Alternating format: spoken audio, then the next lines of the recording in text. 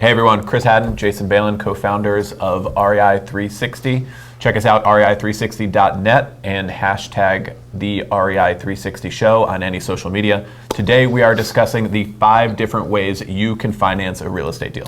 A lot of people don't realize there are so many options when it comes to financing a property. Everybody thinks as if I don't have the cash or if I can't get a bank loan, then I'm out of luck. But that's just not true. And we're going to go through a lot of these options right now. Check it out.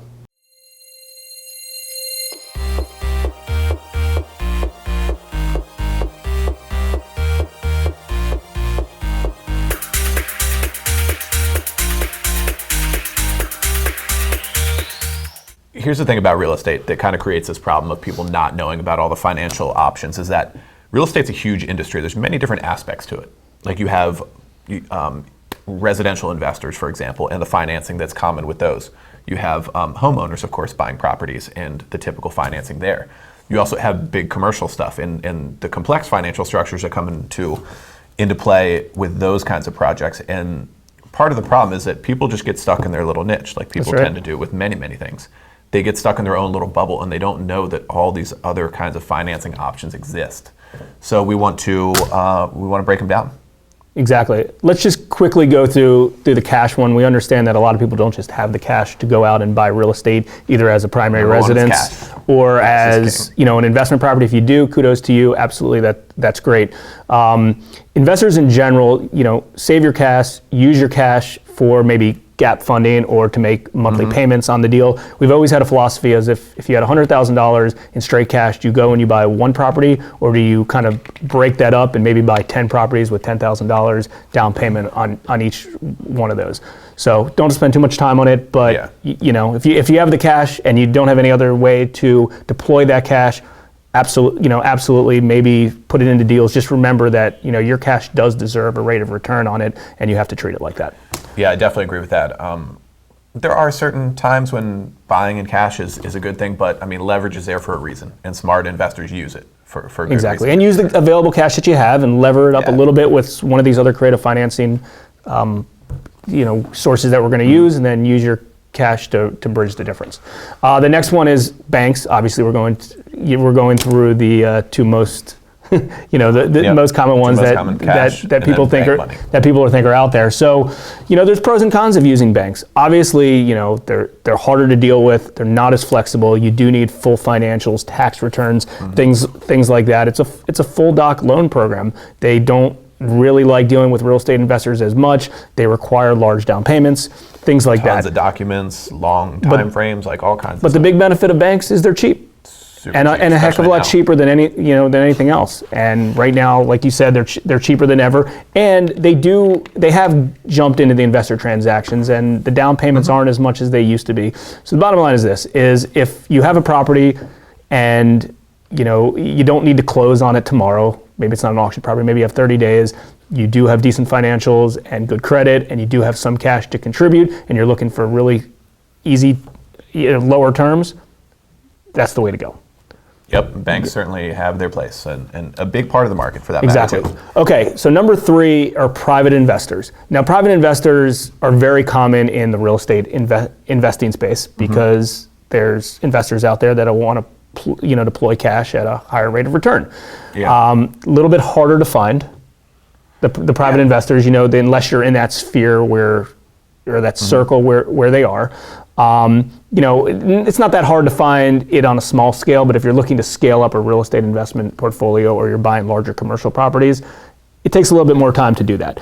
Yeah, and that, just to jump in for 1 second there, the private financing, as we've described it, can be a few different things. Like it can be individuals. Well, first of all, it can be debt or equity. That's an important part too. Yep. Like people can be a partner on the project and come in cash that way, or they can give you a loan, debt, which is very, very common, especially in commercial projects where you'll have like your money as a sponsor, and then you'll have some equity coming in from cash investors, and then maybe some other kinds of debt, and then maybe a bank loan. Like it could all be mixed in there.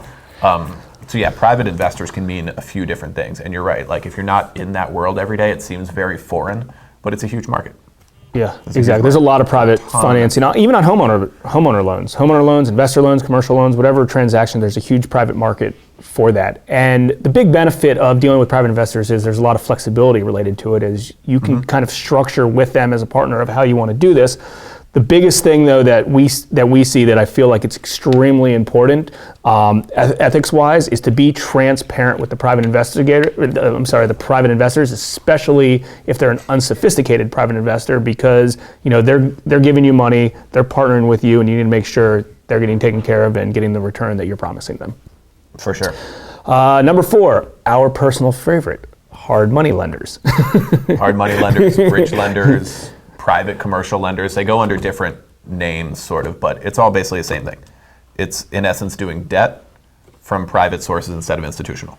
Exactly. Now, the benefits are they're usually pretty flexible. You can usually get a higher loan to value, even though it's straight collateral based, just because they're basing it, if there's a construction component on it, they're basing it on the after repair value, the completed value, and then there's some sort of construction play on it. They like construction loans, rehab loans, investor friendly, slightly more aggressive because they know the market.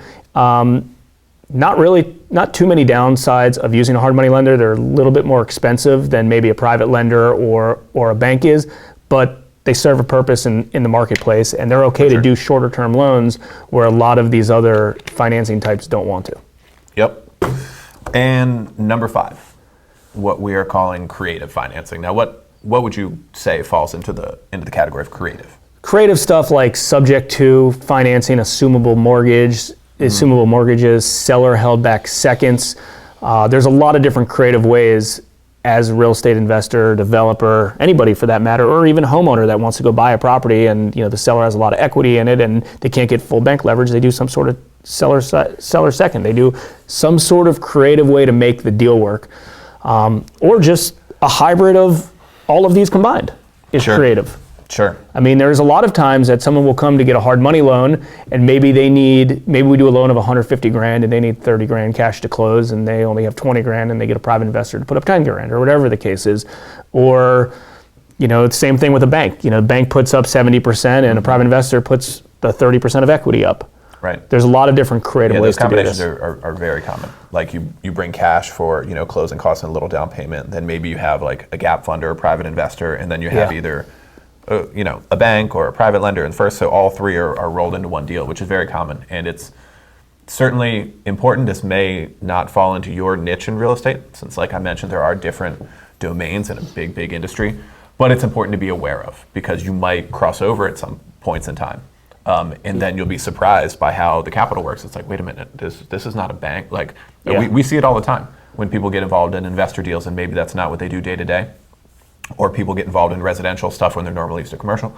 We see different things like that, and people are surprised and taken aback by this kind of financing existing, and I think that's a mistake. It's a mistake to be unaware of important things like that in your industry. Yeah, just like you said, be aware that there's a lot of different ways to finance all your real estate deals. The most important thing is having a good deal to begin with, and if you have a transaction that has some legs to it, there's always a way to get it financed. And I want to leave you with one really important rule of thumb.